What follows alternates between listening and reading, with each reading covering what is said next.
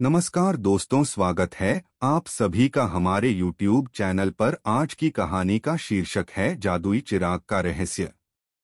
एक समय की बात है, राजस्थान के एक छोटे से गांव गुलाबपुर में एक निर्धन लड़का रहता था। नाम था आरिफ। वह अपने बूढ़े दादा दादी के साथ मिट्टी के एक छोटे से घर में रहता था।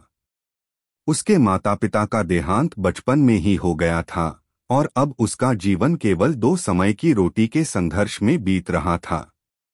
आरिफ को किताबें पढ़ने का बहुत शौक था, खासकर रहस्य और रोमांच की कहानियां। गांव के स्कूल की लाइब्रेरी से वह पुरानी किताबें उठाता और रात को टिमटिमाते दिए की रोशनी में पढ़ता। एक दिन उसे एक बेहद पुरानी धूल भरी किताब मिली जिसका नाम था अल-नूर का रहस्य। किताब में एक जादुई चिराग का जिक्र था जो किसी वीरान पहाड़ी गुफा में छिपा था। किताब में लिखा था, जो भी इस चिराग को पाएगा वह 3 इच्छाएं पूरी करवा सकता है, मगर हर इच्छा की एक कीमत है और यह कीमत वह खुद नहीं तय करेगा। आरिफ के भीतर रोमांच की लहर दौड़ गई। अगले ही दिन वह अपनी छोटी सी थैली में कुछ सूखे चने, एक बोतल पानी और वह किताब लेकर निकल पड़ा उस पहाड़ी की ओर जो गांव से 2 दिन की दूरी पर थी। रास्ते में कई कांटेदार झाड़ियां, उबड़-खाबड़ रास्ते और जंगलों से उसे गुजरना पड़ा, लेकिन उसका हौसला कम नहीं हुआ। तीसरे दिन वह उस गुफा तक पहुंचा। गुफा बहुत संकरी थी। भीतर जाने के लिए उसे घुटनों के बल रेंगना पड़ा। अंदर अंधेरा था और हवा में अजीब सी सरसराहट। तभी उसे एक पत्थर की मेज पर रखा एक पुराना कांसे का चिराग दिखा। चिराग पर धूल जमी थी और उसके चारों ओर पुराने सिक्के और टूटे बर्तन बिखरे थे। आरिफ ने जैसे ही चिराग को उठाकर साफ किया, उसमें से धुएं का एक घना गुबार निकलने लगा और एक पल में एक नीला जिन्न प्रकट हो गया। मैं जिन्न शमशीर 700 साल से कैद था इस चिराग में। तूने मुझे मुक्त किया, अब मैं तेरी 3 इच्छाएं पूरी करूंगा, वह गरजती आवाज में बोला। आरिफ पहले तो घबरा गया, मगर फिर साहस बटोरते हुए बोला, पहली इच्छा, मैं चाहता हूं कि मेरे दादा दादी हमेशा सुखी और स्वस्थ रहें।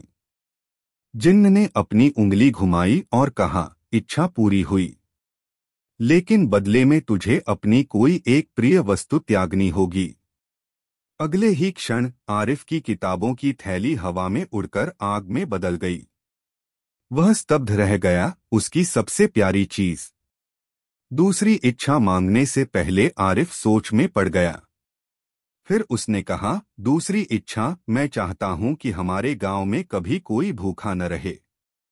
जिन्न मुस्कराया, तेरा दिल नेक है, यह इच्छा भी पूरी होगी, लेकिन इसकी कीमत तेरी आवाज होगी। आरिफ कुछ कहने ही वाला था, मगर अचानक उसकी आवाज गुम हो गई। वह कुछ बोल नहीं पा रहा था, केवल होंठ हिल रहे थे। अब तीसरी और अंतिम इच्छा बची थी। जिन्न ने कहा, समझ ले लड़के, यह आखिरी मौका है, सोचकर मांग। आरिफ की आंखों में आंसू थे। वह अब बोल नहीं सकता था और उसके पास किताबें भी नहीं रहीं। मगर उसने तीसरी इच्छा के लिए चिराग की ओर इशारा करते हुए जमीन पर उंगली से लिखा, तू फिर से चिराग में कैद हो जाए ताकि कोई लालची व्यक्ति तुझसे गलत काम न करवाए।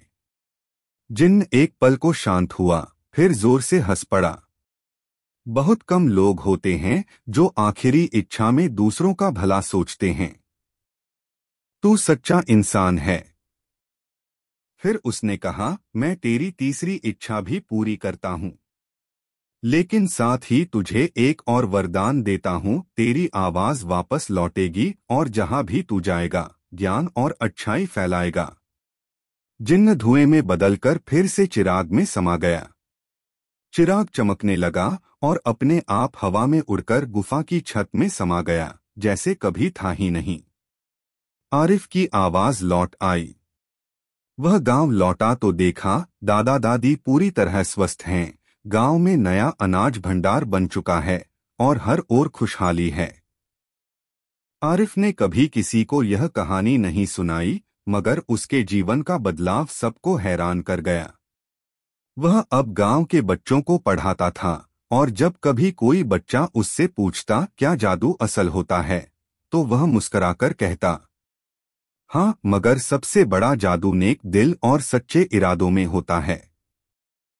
यह कहानी हमें सिखाती है कि सच्ची इच्छाएं वे होती हैं जो दूसरों के लिए हों। स्वार्थ छोड़कर यदि हम भलाई की राह चुनें, तो जादू खुद हमारे जीवन में उतर आता है। तो दोस्तों, अगर आपको यह कहानी पसंद आई हो तो वीडियो को लाइक करें, कमेंट करें और चैनल को सब्सक्राइब करना ना भूलें ताकि अगली वीडियो भी देख सकें। धन्यवाद।